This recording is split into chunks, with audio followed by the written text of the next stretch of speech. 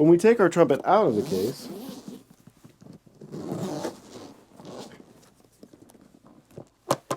it's time to play.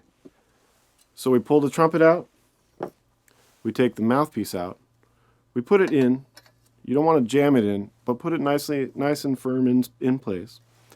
And then you want to hold the trumpet with a gentle but firm grip in your left hand.